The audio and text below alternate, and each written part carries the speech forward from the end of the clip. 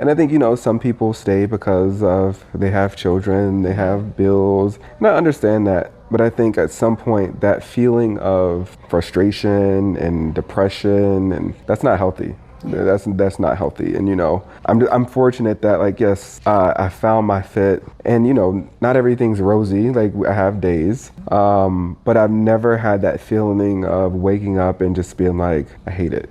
Yeah. So I would encourage anyone that is having those feelings or those doubts to really sit back and really reflect on their purpose, what it is that they necessarily want to do, and don't be afraid to go after that. I think sometimes people just need the push for that to happen. And yeah, I think it's a beautiful thing when you're able to find your fit or step out on faith and go somewhere else. The top 3 responses that I get when I ask, why do you want to leave corporate America, are that you want financial freedom, you want to own your own time, and you want to build a legacy for this generation and generations to come. Now, this is not a solo job. In order to transition from your 9-to-5 into entrepreneurship, it's going to take community and it's going to take resources. And I've created the community of pioneers who are going to wrap around you and help you make that transition successfully. So if you're interested in leaving your job, go ahead and click that information below. Let's get into the community and let's transition from your 9-to-5 into entrepreneurship successfully. Now let's get back to the episode. Welcome to another episode of the Work and Play podcast, where I get to interview my boss friends about their career journey from corporate America, life transitions, and what self-actualization actually means to all of us, right? Right. So I'm really excited because I have a really special guest, someone who's been along my journey with me, and I get to ask him all the questions about his life journey so we can get to know his career and his career aspirations as well. So without further ado, would you like to introduce yourself? Absolutely. First, thank you for having me here. For those, my name is Michael Conley. I got the pleasure of meeting Ari back in had to be around 2014, 2015, during that time. Just had graduated from college at Indiana University and made the transition to Minneapolis, where we had the pleasure of working together at Target. Was there for a little over about 2.5 years. And for me, I'm sure we'll get through this in a little deeper throughout the podcast here. Knew I wanted to kind of make a transition in my life to work somewhere that I was truly passionate about, somewhere that I had always been connected to in regards to just my childhood, in regards to the sport and sneakers. And then from there, just from Target, made the transition to go work for Nike. I've been with the brand now for a little over 6 years. I've been very fortunate enough to have a very multitude of experiences and different functions and different areas within the organization that has led me to live in New York City and then down in the DMV, specifically in Baltimore, which has actually also taken me back to New York City.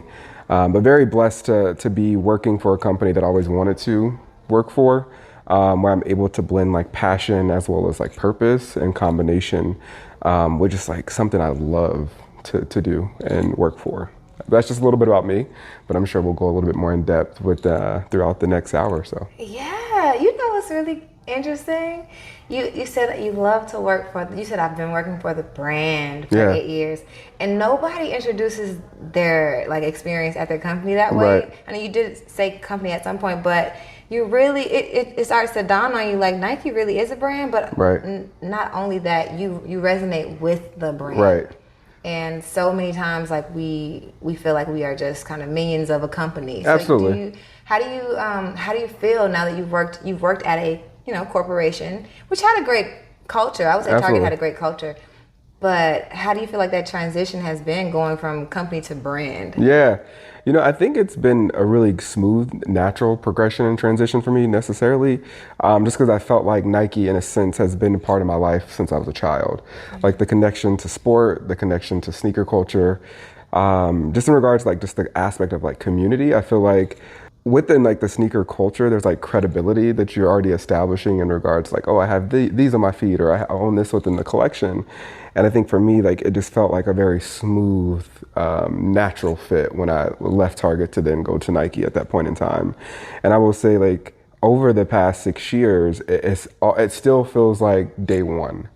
And granted, don't get me wrong, there's always moments within your career where there's questions and stuff that may arise, but I feel in regard to fit and me being able to be my authentic self, I find that at Nike, which is a nice balance. Whereas like in some traditional corporate settings, a lot of times you really can't go to work like this. Like this is how I go to work, and it's appropriate, it's acceptable, it's authentic in the sense of like me being who I am.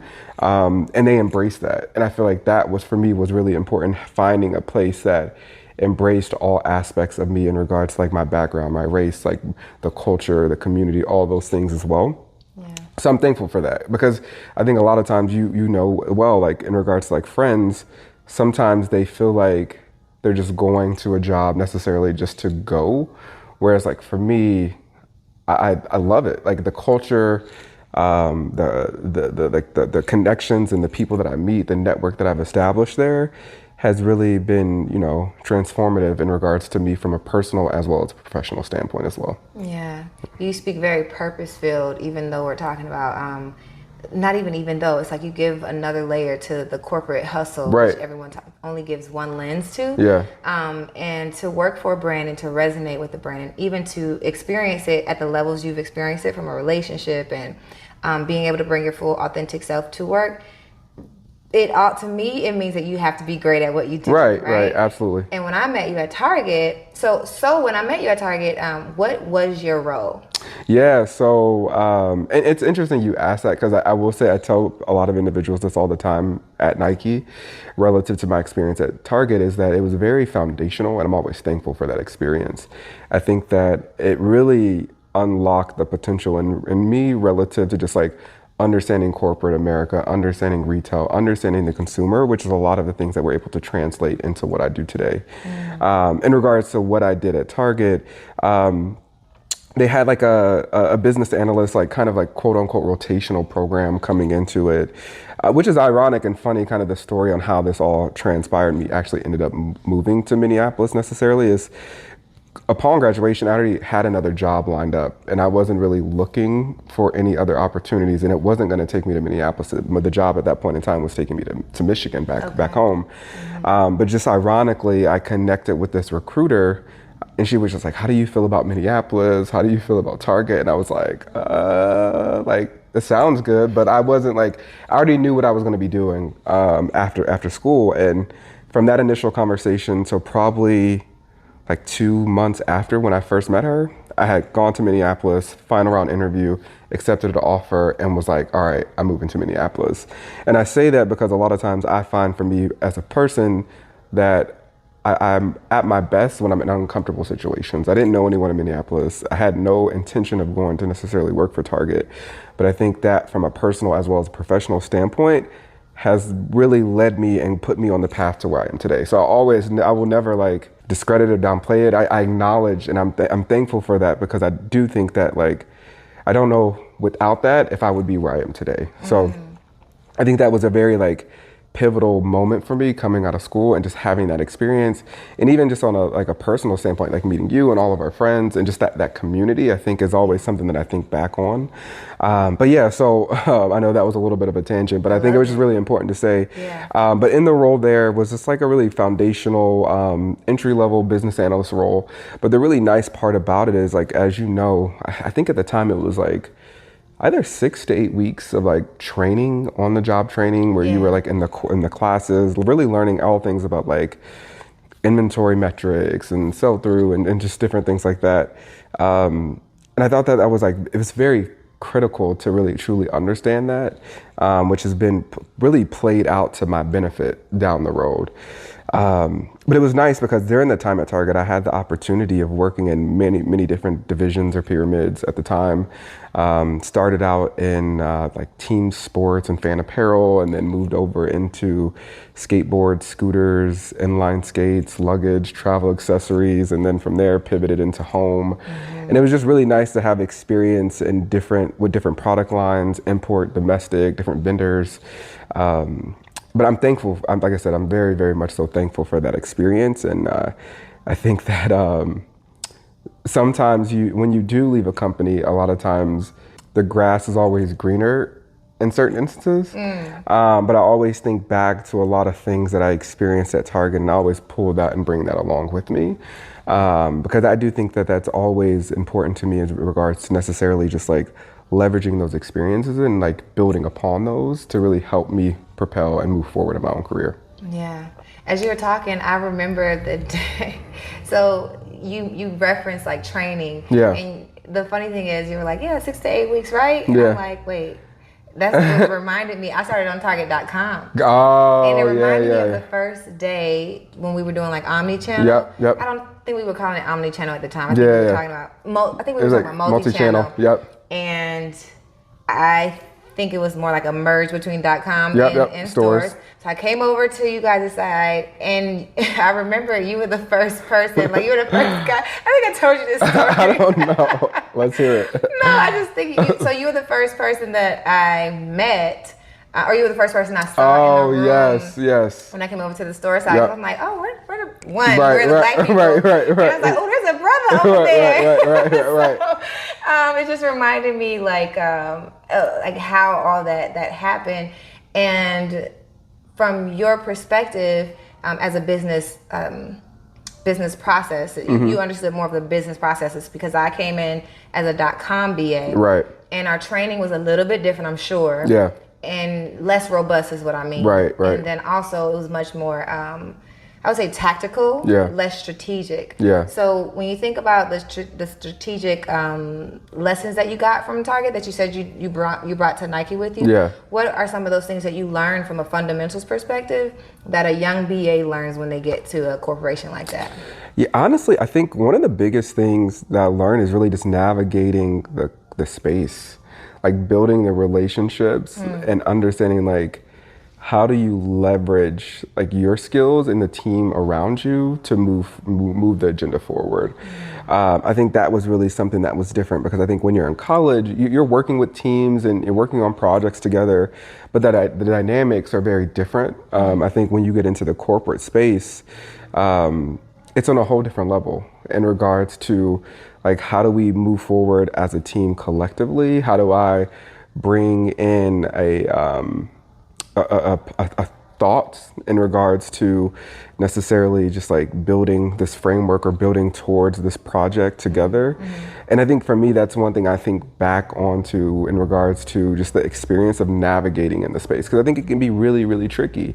And I think for me, earlier on, it was hard to understand. And I think you mentioned like, in regards to like race, like that's something that plays in that dynamic a little bit. Like as a black man, as a black woman, like you sometimes don't necessarily, it can be tricky to navigate that space. And it's not like you're just like going to the right people, or you don't always see someone that looks like you. So I think for me, that's just one thing that I really was aware of. And I think that played important piece is like leaning in on people that look like me and understanding their backgrounds and understanding like how to navigate and work within this space specifically, so that I was being, the best I could be, but then also like pushing us all forward together collectively. Yeah. I didn't realize you were, well, actually, I don't think we talked too much about your upbringing in Michigan. Yeah. So I would imagine, I'm from Atlanta, Right. so I'm thinking, of course, it's a culture shock for me, but I didn't realize how much it might have been a culture shock for you going from Michigan to Minneapolis. Well, this is the interesting thing too. So for me, like while I was born in Michigan and that's where all my family is, like I was raised in Indiana. Like here and there, like the Midwest in itself is very similar in the regards to like just diversity, but I do think that it was a little bit of a culture shock in regards of just like adapting, and not necessarily adapting to like fit in. It's more so just adapting to a new environment in the sense. And granted, like I also went to a PWI, so it definitely wasn't like my first point of contact with with them by no means. But I think in regards to just the dynamic of navigating the corporate space, it's just a little different. And I think that that's something that you have to have. Sponsors, like I think that's critical. You have to have mentors to really help you navigate in that space. And I will say I'm very fortunate enough to have a really robust group of sponsors, mentors that have really helped me along the way. And I think that, you can learn how to use Excel, you can learn how to build tools, you can learn process, you can learn how to strategize, but building like productive, quality, but also I think a lot of times when people hear like mentorship and sponsorship, sometimes can come off a little one-sided, and it's not supposed to be that. It's just as much as you're going to pour into me, I want to be able to pour back into you as well. And I think for me, that's probably like the biggest thing that I really learned, or one of the biggest things that I really learned, just really navigating the space, because it's you're going to need that. You're going to need those advocates speaking about you on your behalf in the room when you're not there, or when there's a role that's open, or when someone's up for the next promotion or whatever it may be.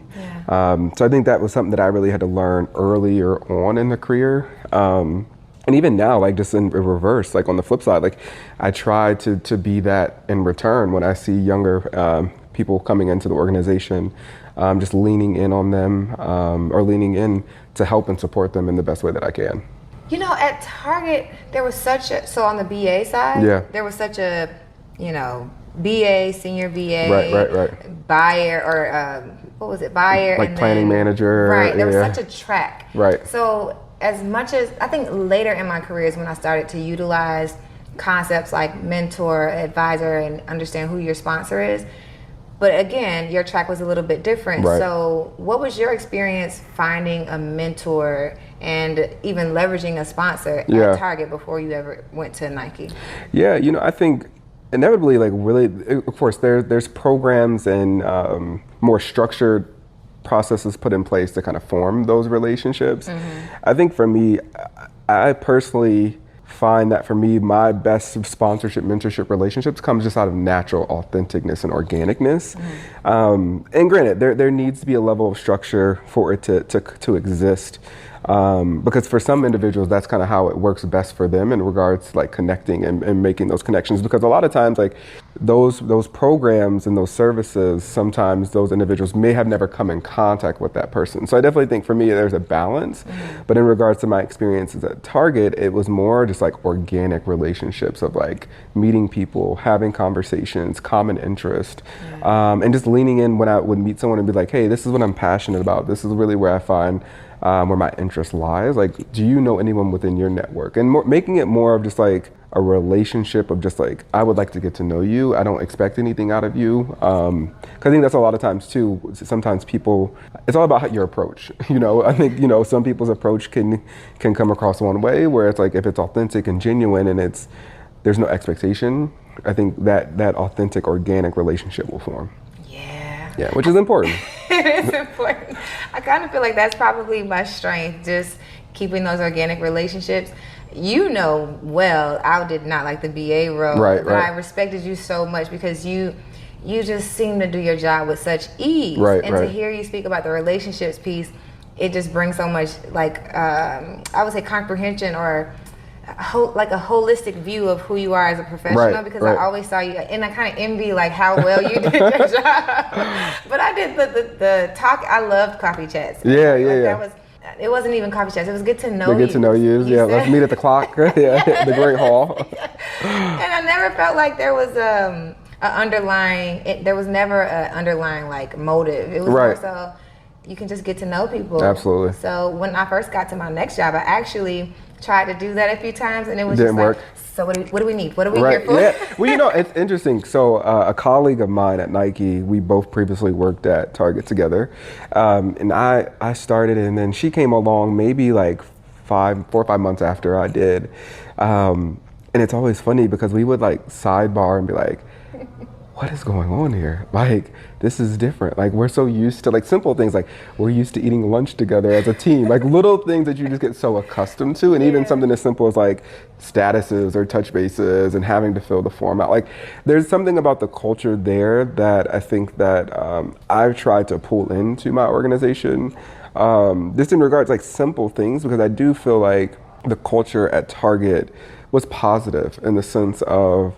like feedback, whether it was Minnesota nice or not. I think that it really fostered a feedback-centric culture, and that's not always the case. And even something simple as like to get to know you, the coffee chats, etc., taking a walk through like the skyways and stuff like that.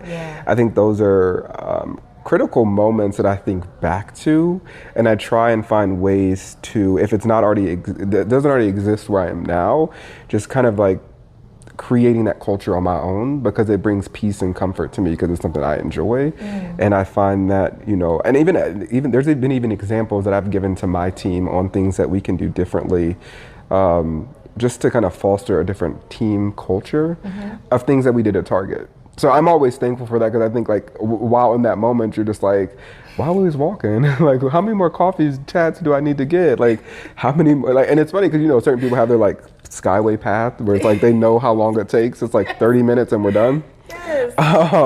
So little things like that I think were very like beneficial to get that exposure at that point in time in my life to really just understand really kind of the organization I want to work for and things that I want to like, ways in which I want those experiences to really shape my own identity as a professional as well, as a person. I love it. So I'm really relieved to hear that you've tried to do the same thing at Nike. Yeah. Just bring a few things to say, hey, this would actually help the culture. And I have clients who are in situations that are not necessarily from a jovial, like get to know you perspective, want to change the culture, but more like from a DE&I perspective, where it's like you want to change the culture from within. So if you could touch a little bit more on like what was your experience just from that perspective of trying to bring certain things to the team, and then how was it received? Yeah.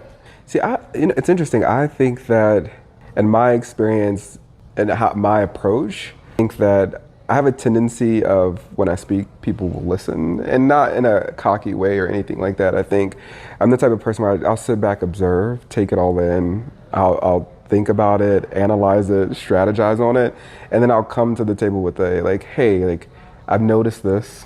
I know we're trying to achieve this goal. Here's a recommendation. So I think I never want to be that person where I'm just coming in automatically, just like change this, do this, do this, do that. I like to just sit back and just observe and listen, and then offer up recommendations at that point in time. And I find that in my experience, it's been well received relative to just being able to navigate that space and taking that approach. Because I never want to come off like, oh, you know everything, or your experience at Target is like the best and no one else knows anything. And that's not the case at all. I just think that for me, when I go into situations, I just like observe and just think through the problem and say like, well, if these are the pain points that we're all discussing, like what can we do differently to get a different outcome or to get the outcome that we are hoping to achieve? And I think that applies to whether that is just like on a project or something even deeper in regards to just like fostering a better team culture and just establishing a different process. So that's common knowledge. Yeah. I feel like your response, like it's common knowledge to observe before you start to point out problems. So you have to say that, but right. But that's why I say it's common knowledge. Right. But very often patience is what I'm hearing from you. Yeah. You actually being able to put that into practice, right, which a lot of people don't. Yeah. That's why I say it's common knowledge. Yeah. That's something very unique about you. Yeah. Because even in myself, I know that's common knowledge, but I'm such an activator. Right. I want to fix it. Like you have to hire me because you know I'm going to tell you this needs to be fixed. I think for me, I'm always very like, and I've been this way since I was a kid, like very self-aware in regards to like perception and just like how to handle situations. And I think twofold, like not to bring this back to race, it's just like something else that we once again have to be mindful of and aware. And just in regards to like the perception of what's going to come off of what I say or how I act. So for me, I'm just always taking that approach to be mindful of the room, the audience, because especially within the organization, you don't know who's in the room at all times, or know the audience, etc. Or especially with a lot of the work that I do. It cuts across so many different functions too, necessarily. So while I may work with them on a project, that may be one and done and I'm on to the next thing, or vice versa. So for me, I'm just always like really just aware of the perception that I'm putting into the atmosphere. Yeah. It sounds like you also think more long-term. Yeah. Oh, yeah. Yeah. Did you think when you took your job at Nike that you were going to be there for 8 years? Oh, six. I've been there 6 years. Yeah, 6 years. I want to be there for like 30. We'll see. Really? It's so crazy, like, because it's been 6 years, but it doesn't feel like it's been 6 years. Like, it has flown by. and I'm just fortunate to be in a space where you're able to blend purpose, passion, and it makes it fun. Like I don't ever want to be in that place where I wake up and I'm just like, oh, I gotta go to work. Yeah. Or like that's not healthy. That's not a good feeling necessarily to have. So yeah, like I don't know. I think that for me, I saw myself here for that long. It just doesn't feel like it's been that long. So even saying it out loud, it's like, whoa, 6 years. Like that's a really, really long time. If you think about like that coupled with my experience at Target, I'm like 8.5, almost 9 years of working experience post-college. And I'm like, where's the time gone? Yeah. But it should feel like that, right? Like you don't give me, I've been here 6 years. Yeah, because it's been fun. Like it's been like an enjoyable experience in regards to the places that I've lived, the people that I've met, the things that I've been able to do through work and exposure as well. So for me, it just doesn't feel like it has been 6 years, but I'm like, I look forward to the next 6 years and what's to come. I think that if anything, through this pandemic, I've just been thankful in the sense of still working for the organization in the midst of so much change. Like it's brought like some level of like calmness and consistency, even though like the outside world may be being a little difficult at the moment. I think that has been a nice like peace of mind, just in the midst of like so many friends of mine losing jobs, getting furloughed, etc. I think that has just been like nice not to have to necessarily worry about that like throughout all of that.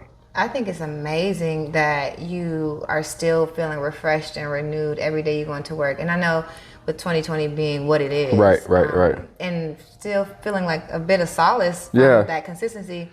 It sounds like there's a lot to get into in just your career at Nike. So people usually leave corporate America in order to feel what a transition looks like for them, to feel something new.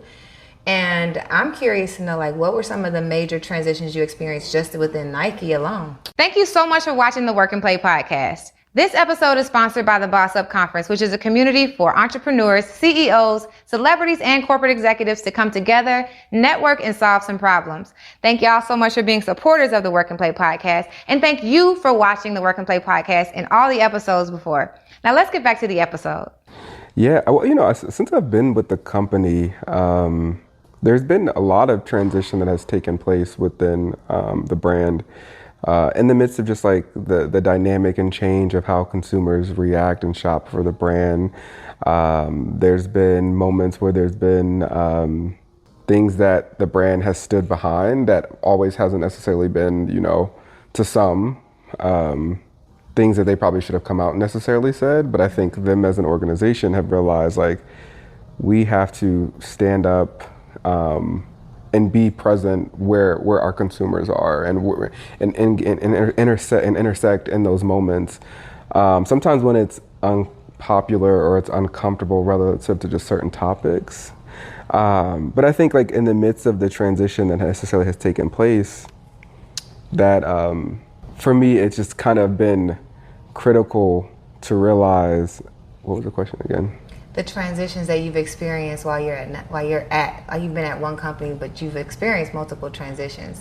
One, it sounds like you were explaining the transition that Nike has gone through as a brand where it comes to corporate responsibility. Right. Whereas before, the company was just most companies were kind of operating in a space of as much as they have to in terms of social responsibility. Right. And I can imagine you being at a company that is being more vocal in the community is a huge transition for the brand. So I think that's where you were going with that. And I think that's important in the sense of like being at a place where there's transition in regards to putting action behind the words that we say and action in the communities that we serve. And that being one thing. But then also too, realizing that the landscape in which we exist in relative to just like the consumer has evolved and changed. There's more players in the mix now. You have the Amazons of the world. You have the different, at-home tech companies of the world, et cetera. And I think through that, we've always had to, or the organization has to always remain at the forefront to evolve and to innovate and to do all of those things. And, you know, those things don't come necessarily easy. I think those transitions create change in the work that we do. And one thing too about Nike, it is a large matrix company. So sometimes it takes a little longer to get certain things done necessarily. And I think that's just the complexity in just regards of being a $40+ billion company necessarily. But I think through those transitions always yields positive outcomes, even though in the moment you really can't see that. Even like right now, we're going through this transition phase where they've outlined their newest strategy. And I think that, you know, it's always funny, like when you do your reviews at the end of the year, like people are always like, I embrace change. And I'm like, well, do you really embrace change in regards to like your approach and how you say things? It's like, 'cause, you know, sometimes you can quickly fall into a space of negativity. And I'm like, well, do you really embrace change in the sense of like being open and receptive to it? Like, how do you do that?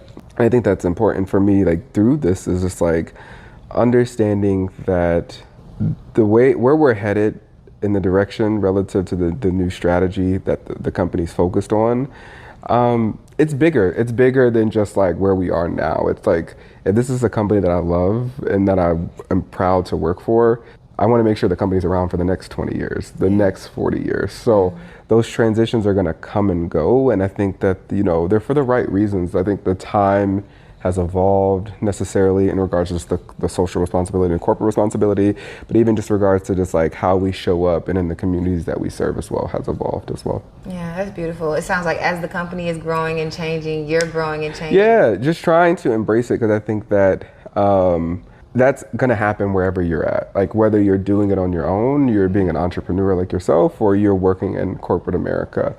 I think when you're not changing, you're comfortable. And for me, I don't like really being comfortable, because I find that pushes me forward. That, you know, I learn different. I learn more. It helps me evolve my way of being a professional, being a leader, etc. And I think that's, for me, I just always embrace that as best as I can. Just because, like I said, like if I'm not evolving, then what am I doing? Like why? Why would I want to do that? So. You mentioned the consumer changing at Nike, and it really just, it gives me, I'm curious from outside looking in. Yeah. Like I remember I only worked with data. Right. I never worked with the client. Right. But then when you give lens to the different customers and how the consumer is changing at Nike, I'm just curious on a daily basis, who do you interface with? You mentioned like the small tech companies, and then you mentioned entrepreneurs, but I'm sure you have a lot more like corporate. But do you work more B2B, or do you also interface with customers? So it's interesting you asked that. So with me, the reason I really got recruited from Target to come into Nike is they were looking for individuals that had really strong planning backgrounds. And Target does that. They lay the foundation where they're teaching you the ins and outs of everything, supply chain, digital, omni-channel, all that good stuff. And in coming to Nike, I was fortunate enough to be transitioned into our wholesale side of the business, which for me was different. I was so used to operating on the vertical retail side, like working with our vendor partners, and then flipping that to then being actually the vendor working with our partners. Which was unique in the sense of like, okay, this is a different feeling a little bit. But I think it was key in regards to that relationship. I hate to interrupt you, but is that because when you're at Target, vendors are coming to you because they want to get on the show? Exactly. Now you're going to them, right? You're going to them and be like, I got this product. So it was just a different change that was like, okay, this is different. But also in the sense of just like planning, like fundamentals too. Something as simple as like just managing the open to buy. Like when you're at Target as the BA, you're managing the open to buy. When you're working with these wholesale partners, you're influencing their open to buy. You're making recommendations, etc. So it's a different way to approach it. So the conversations, while they're similar, they're a little dissimilar in the sense. But I think you're able to speak the same lingo, but everyone has a different agenda. Like, you know, like I'm trying to land my stuff in your stores, whereas you just want more of my product in your stores. And you have to just like layer that in with data, layer that within just understanding what is the right thing necessarily to do, because there's only so much finite product that you can put out there as well. Yeah. But yeah, so that was super. This experience has been interesting, coming in on the flip side of things necessarily as well. But I think through that, I forgot the question again. You answered the question. Oh, God. Because I asked you, who do you work with on a daily basis? Oh, yes. Now I understand you work with. Oh, yes, sorry. We're going to have to edit. We're good. You are literally giving so much information. I could just feel your brain like dumping all of it out. And then, like, you're in your experience. So, like, what happens when we forget our thought? It's because we're immersed in in the answer. So no, all good. Totally fine. So with that though, in the sense of like interaction, so being on the wholesale side of the business, I work directly with accounts, or an account specifically. I work with our largest account that we have, a strategic account in North America. But internally, there's all different individuals that I work with. And that's one of the things I appreciate a lot about the role that I'm currently in. And just it's very similar to a lot of the roles that I've had previously. It's just like working cross-functionally with different people, whether that be in merchandising, whether that be in, sales, planning, marketing, brand, communications, etc. Category. I think that has been beneficial relative to just like having the internal component of it, but then the external relationships. I think it's been like a nice balance of being able to do that, because I do know other organizations are kind of set up where it's dissimilar in the sense of, if you're on the sales quote unquote side, you're only working with that account. You really internally, you're kind of just like handed over projects or handed over the information. I think I do like the autonomy of having it be both ways, having internal relationships and then the external relationship, which was something that technically, like at Target on the vertical side, it's just very different in the sense of like what that looks like. So I'm curious if you could help me out. And as I've been an entrepreneur, there's limited data to like make a case for anything. And I'm a service-based business, but I can imagine product-based businesses have similar struggles. What you said that really intrigued me was going from Target to Nike. You went from, of course, people wanting to be on your shelf to having to influence their open to buy with data. And I know it's not just data, but data does tell the story about, hey, this will allow you guys to do X, Y, and Z in your company. But for an entrepreneur, like a product-based entrepreneur who maybe doesn't have as much resources as a Nike does, how would they influence a person's open to buy to say, hey, you need my product? The interesting thing is that, like, while I do leverage data, because that's key, I think there's a lot of other things that you can lean into, whether that is like macro trends, micro trends, just things that are kind of happening and taking place to influence those decisions. And granted, like in the space that I operate within in regards to just like product, like physical footwear, physical apparel, so much of that can evolve and change based off of a tweet, Instagram.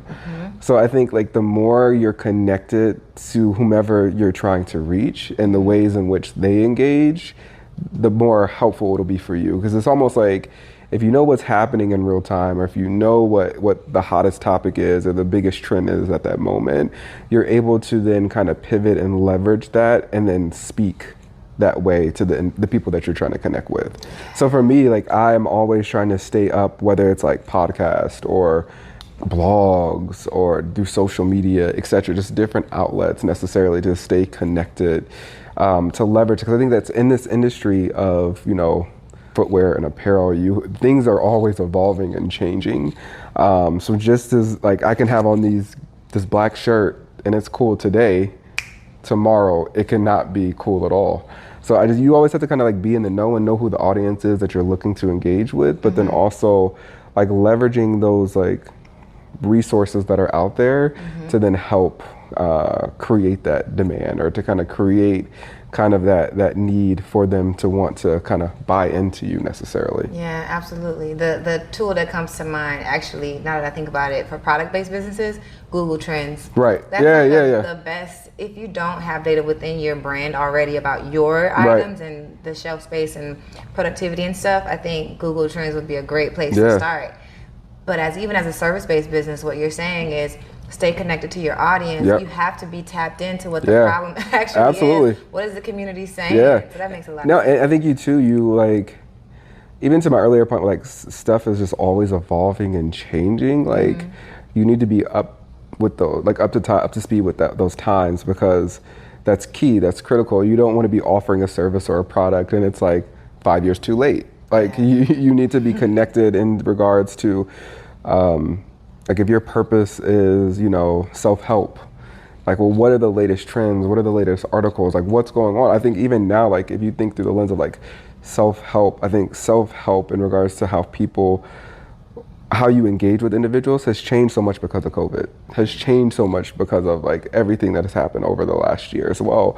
So I think like there's a lot of research that's probably out there relative to those topics that you just want to make sure that you, as the entrepreneur, as the individual offering that service, is, connected. Or maybe you might even be that person educating others on like, hey, this is something to tap into because I've done the research, or I've connected with these people and I can see this actually taking place because it's happening in real time as well. Thanks, friend. Yeah. I'm gonna take that strategy back. I want to see how I can revamp my own strategy. What I like to do is I'll read like Harvard Business Review regularly, and I do see trends, especially as like COVID has like changed the way people's anxiety is going on around their careers. That is definitely a thing. So, but you just like put it in my mind now. Well, no, I think it's so key. Like something as simple as like just anxiety around returning to work. Like I feel like right now that is probably the biggest topic of conversation at a lot of companies and organizations.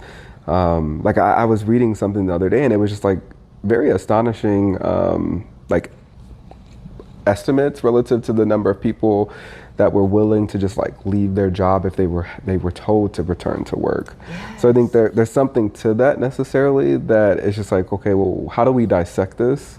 And if that's my area of expertise, like how do I lean in to understand that differently? And how do I offer support and offer like a service that really taps into something like that, if that's kind of the space that I'm in? Yeah, I'm taking notes after this. I'm just gonna re-record this and like, just kind of learn a little bit, soak it all up. So you're clearly wonderful. You're great at being a corporate employee, a loyal employee, and a great person all around. Like I think your personality you found the right fit, like you said. So that's really, really right, which is it's such a good. It's a really good feeling to have that. Like we both have friends that don't feel the same way, and like I think at the end of the day, like we spend so much time at work with those people that you have to find comfort, you have to find peace, you have to find like appreciation. And if you're not getting that, why stay? Like, and I think some people stay because of they have children, they have bills, and I understand that. But I think at some point that feeling of frustration and depression, and that's not healthy. That's not healthy. And I'm fortunate that like I found my fit, and not everything's rosy. Like I have days, but I've never had that feeling of waking up and just being like, I hate it.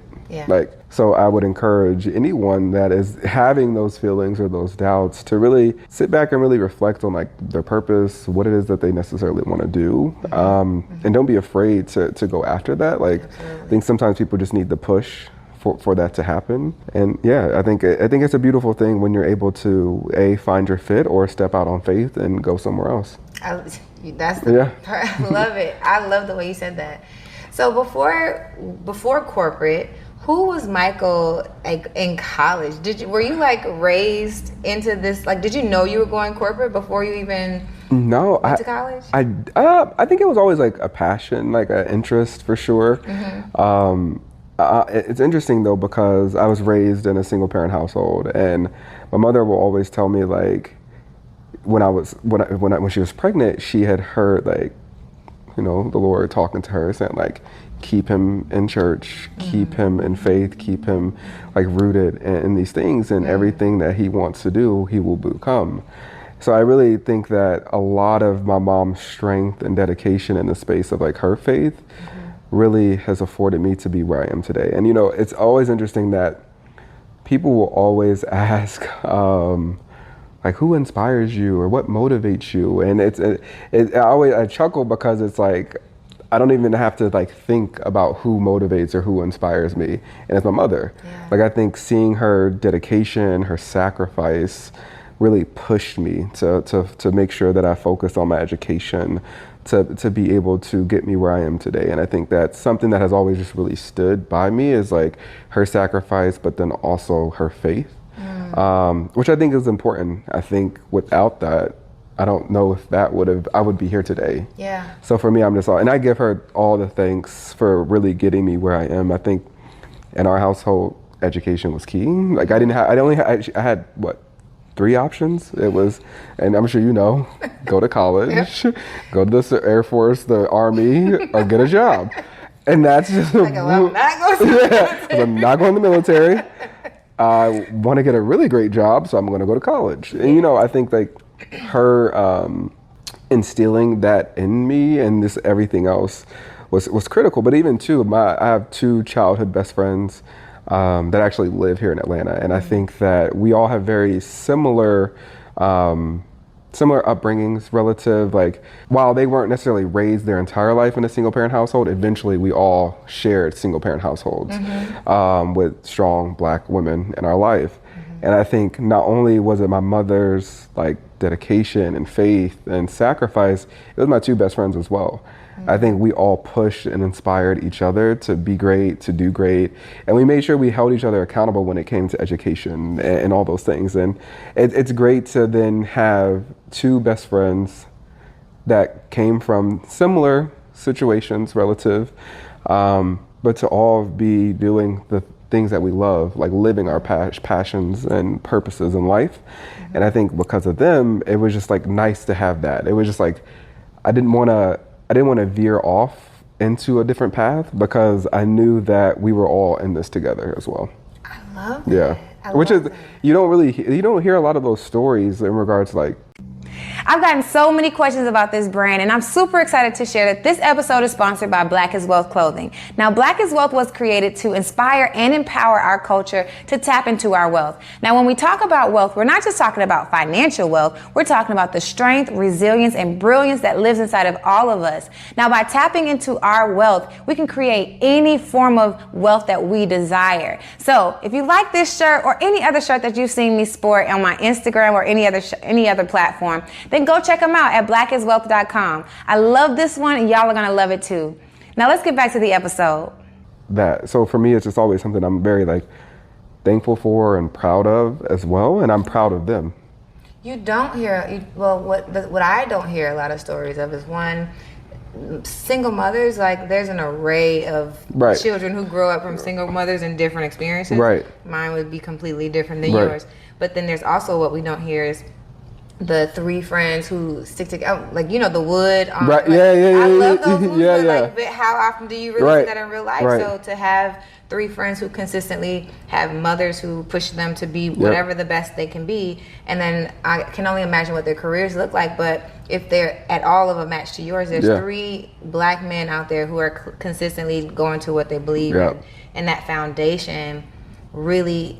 To me, I think now I understand a little bit why I kind of not even envious. I just respect what you bring. It's like you have a certain stability about you, a certain grounding about you, and that comes from that. It comes from like my family, my mom, my sisters, and my best friends. I think that very fortunate to have them. They're brothers. Like I have 2 other older sisters. There's a huge gap in age, so these are like literally my brothers that I grew up with, that I've known since like daycare.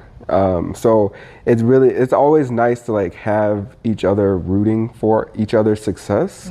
And we're all literally living in our passion and purpose. Like one works within IT, the other works in radio, and I'm working within, sneakers, footwear, and apparel at Nike. So for me, I love that we're all able to do that, and that we are able to see each other win and push and motivate and inspire.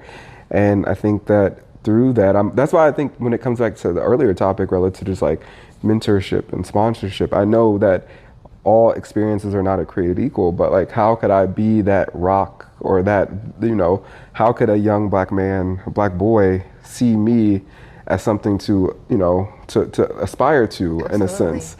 And if I can support and do that, I would love to. I want to do that. Yeah, absolutely.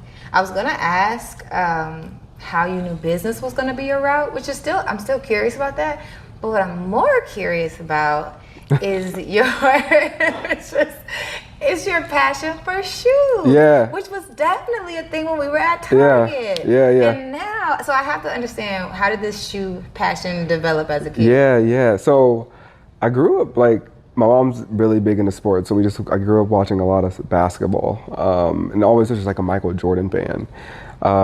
And I just remember being like, I just really like those shoes. So we would go and buy me shoes every now and then. And then when I got into high school, I started working at Finish Line. And then that passion just kind of took it to a whole nother level, where I would be like camping out, entering the raffles, collecting shoes, etc. And I think it just kind of came for like the appreciation of like Michael Jordan himself and just like sports. But even just like the connection, I feel like there's credibility in regards to like what you have on your feet in a lot of ways, that you could literally be wearing sweatpants and you could have the flyest kicks on and you'll get stopped and be like, what are you wearing? Where did you get those from? And for me, that there's some like emotional connection there. And also too, in the sense of like, I can remember where I bought the shoes, when I bought them, why I bought them, or like I can remember the story behind them, the detail in regards to like, oh, Michael Jordan wore these when he was sick, or he jumped from the free throw line in these shoes specifically. So like for me, there's like the story behind it, and there's like this emotional connection that I don't think a lot of people can understand if you're not in it like that. And it's at the point now where I'm like 300 plus, probably almost 400 pairs of shoes. So it's truly like. Do we meet? No.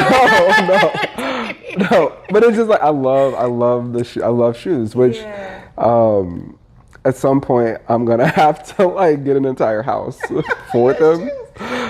Yeah, or you could give them away if that. No, okay, no. Yep. Maybe not. Maybe next time. You're gonna be like, some other ones. Yeah. Oh man, I'm laughing so much because as you explained the prestige and the way a good looking shoe can get you noticed. Yeah. My mind went straight to, if you don't have. Oh, absolutely. What are those? Right. So I think that's like, it's interesting to see that.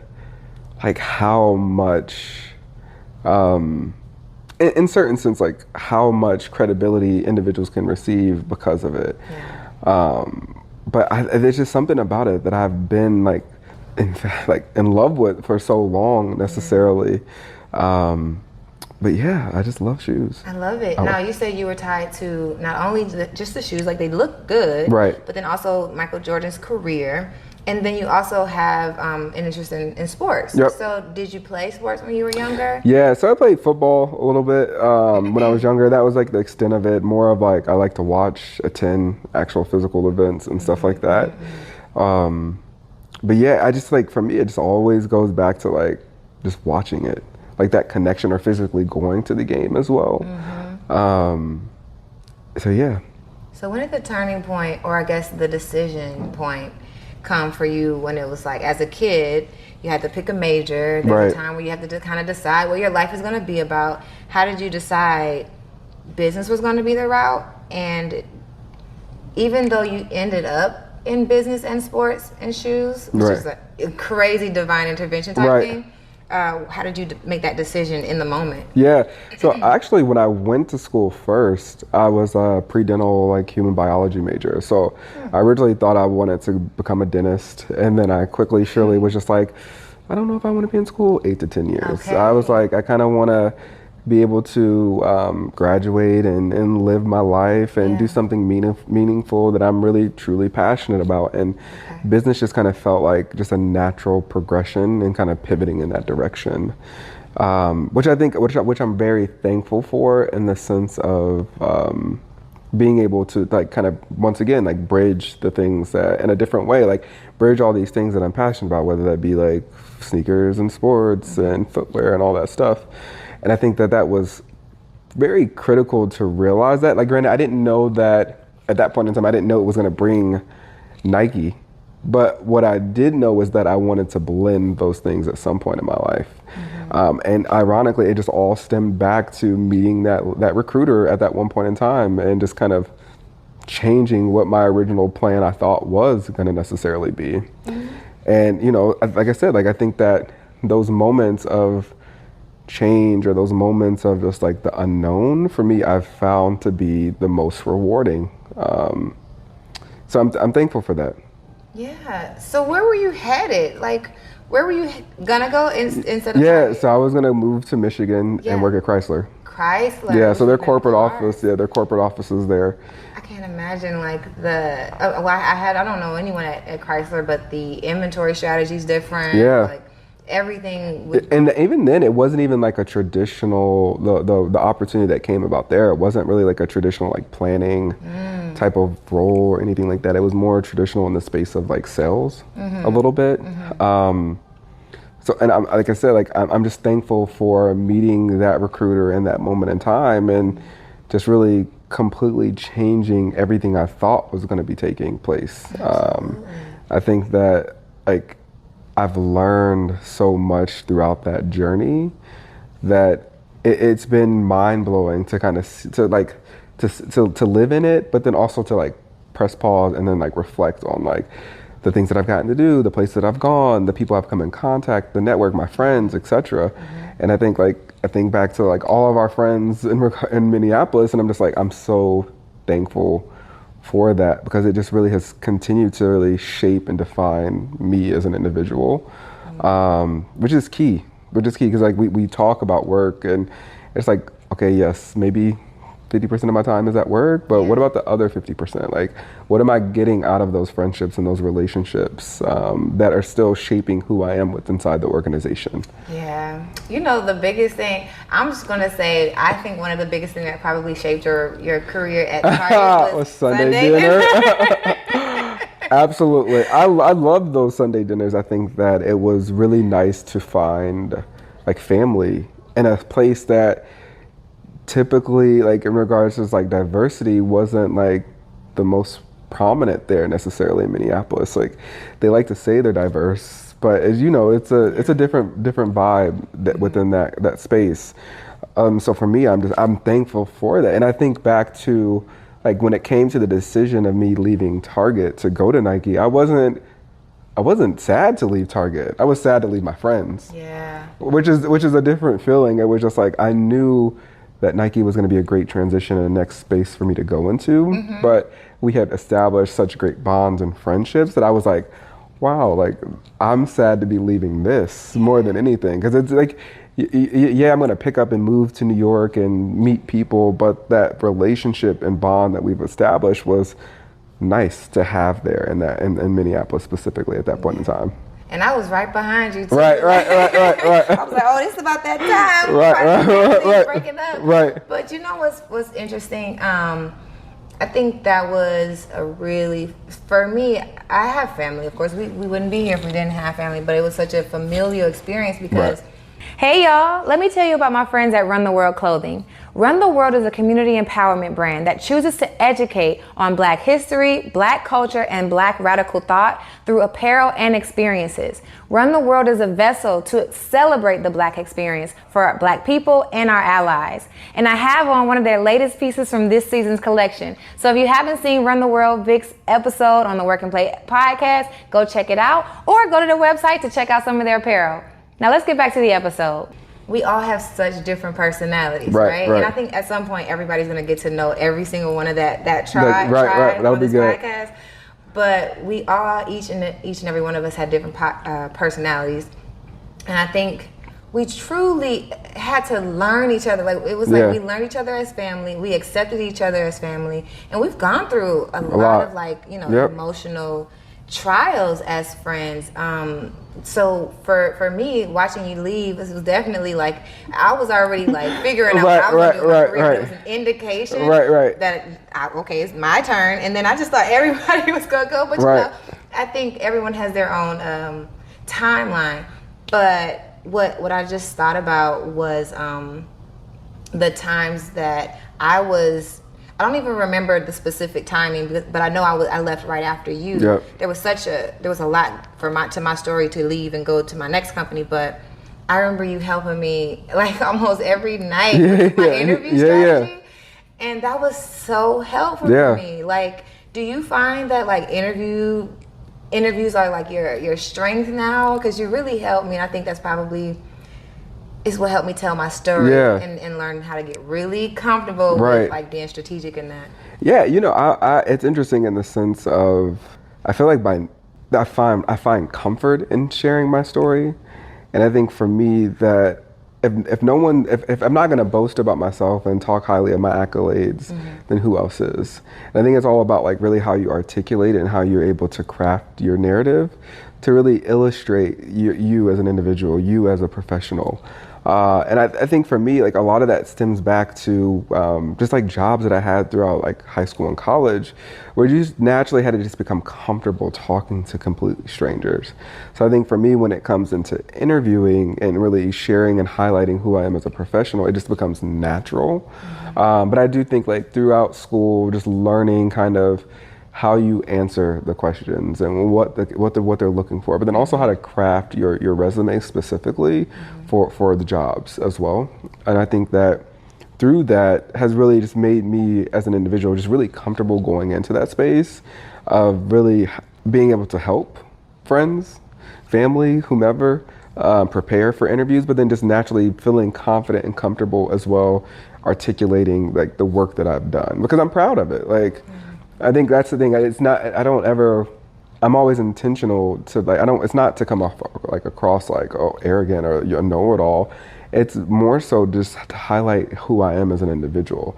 And I think at the end of the day, like my work will speak for itself. My sponsors, my mentors will be able to speak to it. So that it all is like an understanding of like, this is who Michael is. This is the work that he delivers. This is the professional and leader that he is on this team, etc. So for me, it's just like naturally, I'm just like comfortable with it. But I think that there's been training, of course, within school and just like going through the process. Like, I feel like once you've gone through them so many times, you're able to just like critique and edit and refine, and that you're able to just master kind of what you're comfortable with.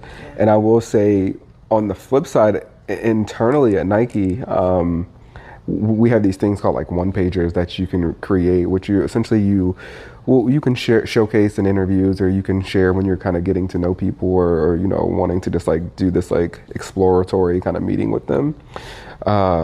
But for me, I've just found a way to articulate it in a manner that's comfortable for me, that is creative in the sense of, well, this is very fitting of you because it's both personal and it's professional as well. Yeah. So. I miss hanging out with you every day because I think it wouldn't be so, like I would be able to be around you all the time and get this energy all the time. But now it's just so here and that, here and then. I'm trying to figure out what I'm trying to say, but I'm usually the person that's doing that. So it definitely feels good to be able to take that off and be around someone who's so, like who thinks on their toes like that. And yes, at Nike, I know you've actually gone through a bunch of, so you have the one pager to have those informationals, but you've actually had to pitch yourself 3 or 4 times in your course of being at Nike. So I want to get into that, but first, that transition of leaving one corporation to the next one, a lot of people never experience that. So what was that like for you to start to vie for a new role while you were at a company, and then negotiate a salary to get into the new company? You know, I think like for me it was an interesting kind of space to go down. I think I'm fortunate enough that I had a really great friend that worked for Nike, and it was nice to kind of have some like inside scoop relative to like what the individuals were looking for, to really kind of help me understand like if it was a right fit for me personally as well. And I'm always thankful for that. I think in regards to kind of the transition and preparing, at that time, the planning organization at Nike was so new. So they were heavily looking to recruit from places like Target and Macy's of the world, where they knew they were going to be getting some top talent that just really understood retail planning and just retail in general. So for me going into the process, I just made sure to be able to articulate a lot of the things and projects that I worked on. And I truly feel like Target really prepared me to come into Nike and just like hit the ground running. So I'm thankful for that. As it relates to like the process, it's interesting because originally I was slated to be going to Portland, to Oregon, and it was going through the process and everything. And it started to slow down a little bit, and I was like, okay, this is, like we all like, this is frustrating. Like, what's going on? Like, I just want to know. Like, tell me now.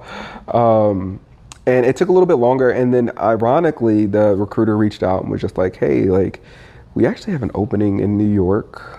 This process with the Oregon job is taking a little bit longer. Like, how do you feel about that? And I was like, whoa, like, once again, like you're telling me you're going to send me to New York and there's just another opportunity. And I was like, I'm all for it. So it was really nice to like, once again, from a personal and a professional standpoint, like New York, I would think out of all the places I've lived thus far, like New York was probably the most transformative one to date, both from a personal and professional standpoint. I just learned a lot about myself there. But yeah, so going through that process, I just made sure to really articulate a lot of what they were looking for, to really upsell those strengths. And then, inevitably they gave me the offer. And I think that what I tell people relative to just offers is to digest it, write down everything that's important to you, whether it's something as simple as like, I have a car, like what's going on with this, or like, are you going to ship it, or what it may look like, or what may happen there, or I have an apartment lease, and so forth. And for me, I just wanted to like take in all the information that they received.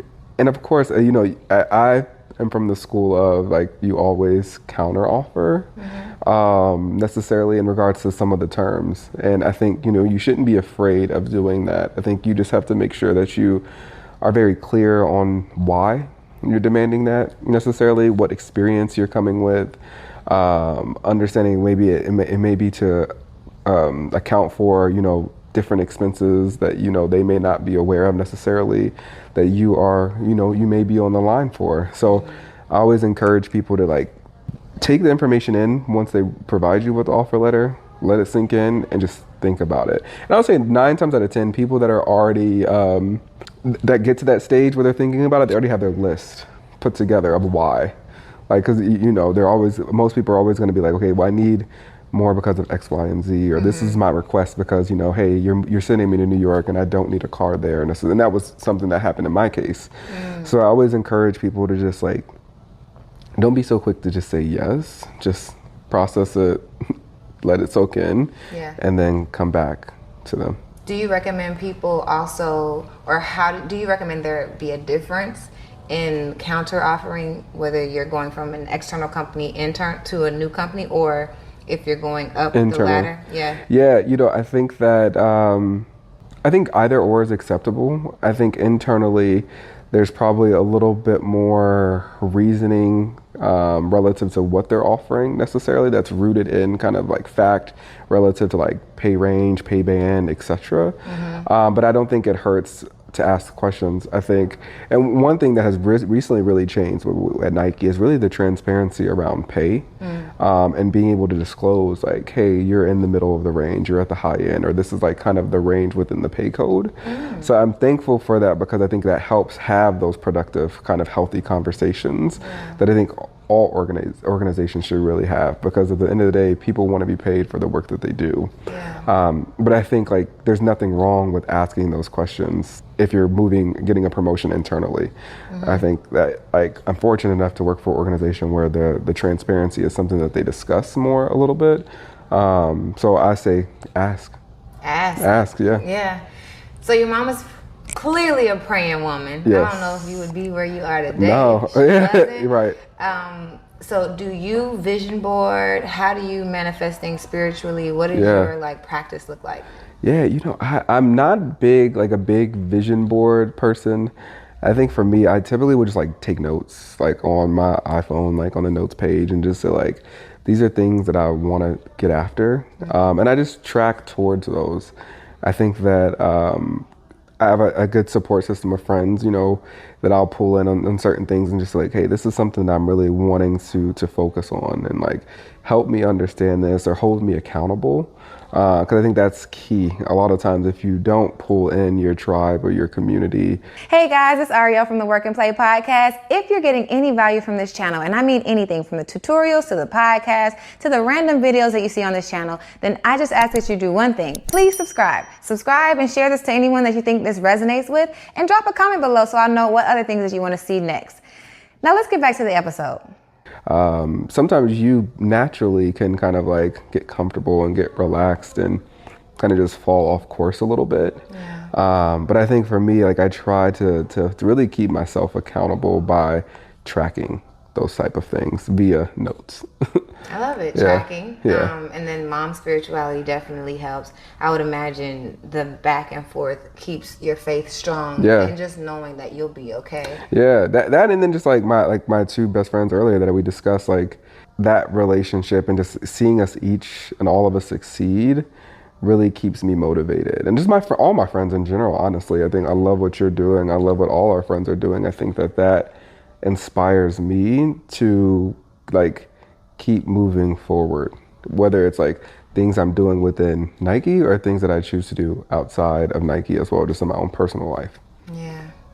I can't imagine me inspiring you, because you definitely you give me like parallel vibes. I'm like, what would life look like if I actually enjoyed right. But I think you've been able to step out on faith and do something that a lot of us are probably afraid to do. There's comfort in working at a large corporation because you have the benefits, you have the perks, you have the pay, the incentives, and it's interesting because like a lot of times people refer to it as like the golden handcuffs, where sometimes you feel like I have to stay because I'm getting stock options, or I have to stay because of this. And I think there's something beautiful about the fact that you're just like, I want to step out on faith and do something that makes me happy. And, I think that at some point we all may do that. Yeah. Like, well, you said it. I think you said it in the beginning, which really, it demystifies the decision that I took, which was to take the lead, right? Because the difference is, it's like if you find yourself in a position where you don't like what you're doing, or it's not a good fit, then you have to make decisions, which I do believe that there's that half of the population who aren't making that decision, that I'm the pusher for. I'm the pusher, right? And I always ask a lot of questions to make sure there are people like my friends like you, to make sure that you're not complacent and you are happy, and to hear that happiness, it just kind of allows me to not push, right? And there are other friends of mine who are really happy and they're in a great fit and in a company that works for them. And if they decide that they're going to leave, I'm always in favor of the push, right? But I love hearing you being happy, you also identifying as a man outside of the brand, outside of the company. Like having your own identity is what matters to me. So you kind of summed it up in the beginning, meaning like knowing, like always thinking about reflecting on who you are. And then either there are those who take that leap of faith, there are those who kind of excel up the ladder. And it doesn't have to be golden handcuffs if it doesn't feel like you're, being tied down. Right. And I think that like something that's key is like it's a moment in time. Like that could change. Like things could always evolve in my life that would maybe change that perspective, or make me have to take a step back and really reflect and say like, hey, I need to really reevaluate this a little bit more, because I know that there's something else greater out there for me that I need to kind of explore a little bit. So I will say like where I'm at today, all those things stand true. So yeah. Amazing. Yeah. So I think We've gotten really, really deep down into your career story. And even though you've had many transitions within your company, there's one other transition. You are going to grad school at some point. So we're going to have to get into that for sure. But I think part two. Right? Part two of your conversation will definitely help others who see themselves in you and are already inspired by what you've shared today. Because there's so many people who just want to get into Nike as it is. Right. But to get into Nike and be great is a whole other thing. Right, absolutely. So thank you so much for sharing your time with me. One of the things that I like to do on the podcast is reach back. No I like to reach back as we move forward. So as you move forward, you're going to experience so many other great and wonderful things. You're going to find other mentors, other sponsors to help you get to where you want to go. So I never want to forget the people who are out there listening to your story right now. And they need some insight to figure out what do they need to do. Right. And if they're in a place where they should continue to go up into the ranks or into a new company, how do they need to move to make their next step? So if you can think about someone along the journey that you have checked along already, and wherever they are, wherever they might be feeling a bit stuck and not necessarily know how to make their next step, who would that, like, not even who would that be specifically, but when you look back at it, what would you say to that person to help them navigate to, their next level of greatness? Yeah, no, I think that's a really, really great question. I think a few things come to mind. I think for me, a lot of it just goes back to just faith. Like, I think that's important to remember who you are and what you bring to the table. I think that if you're already in the room or in that space, you're there for a reason. So you should never discount that. I think you have to be willing to, stand in your truth and be comfortable in that.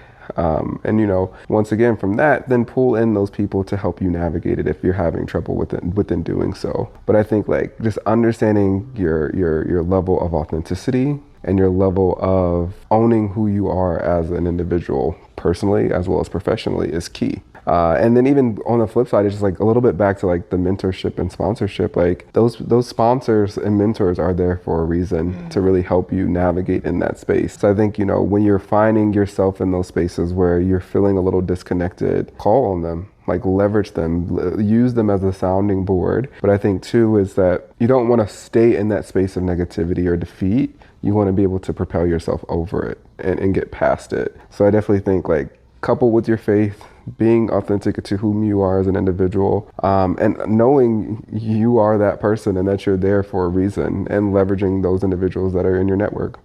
Well, there you have it. It doesn't matter if you're an entrepreneur or if you're in corporate America going up the corporate ranks. I think that is great feedback for anyone to get the most out of their career trajectory. So if you have heard anything special within this story, I totally recommend you connect with Michael. So, Michael, how can they actually get in contact with you or follow your journey if they're interested in learning? Well, best, like, I'm on this sabbatical of social media. So right now, the only place you really can find me is on LinkedIn, just Michael Conley. I'm sure you'll see the Nike call out there.